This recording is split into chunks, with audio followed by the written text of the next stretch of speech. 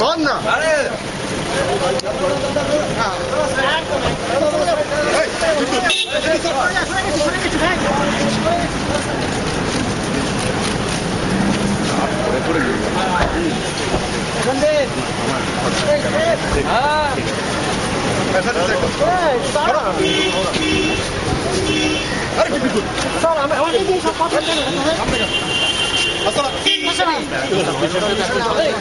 পেছনে গাড়ি পেছনে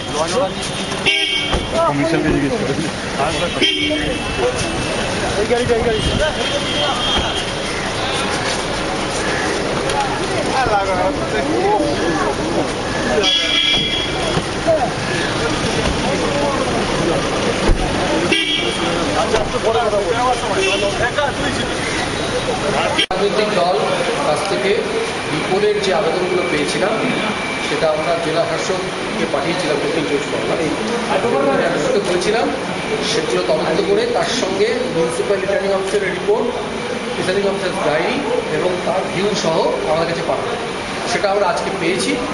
সেটাই দেখতে পাচ্ছি যে ওরা যে রিপোর্ট দিয়েছেন তাতে রাজনৈতিক দল যে আবেদনগুলো করেছিল প্রত্যেক ক্ষেত্রে ওরা দেখিয়েছে ওখানে সে ধরনের এমন কিছু ঘটেনি যাতে রিপোর্ট প্রয়োজন হবে। মনে হয়েছিল যে আদর্শ পরিবেশের কিছুটা ঘাটতি আছে, ওটা বোধ হয় পুরোটা কর্মরেট করলো না। তারপরে আপনার কি করণীয় থাকতে পারে যে যখন বাস্তবের সঙ্গে সামঞ্জস্যপূর্ণ বলে মনে হচ্ছে না যখনটা, সেই ক্ষেত্রে কমিশনের কি করবে? দেখুন, কমিশনের রিপোর্ট করার যে পদ্ধতি সেই পদ্ধতির বাইরে তো কমিশন যেতে পারবে না।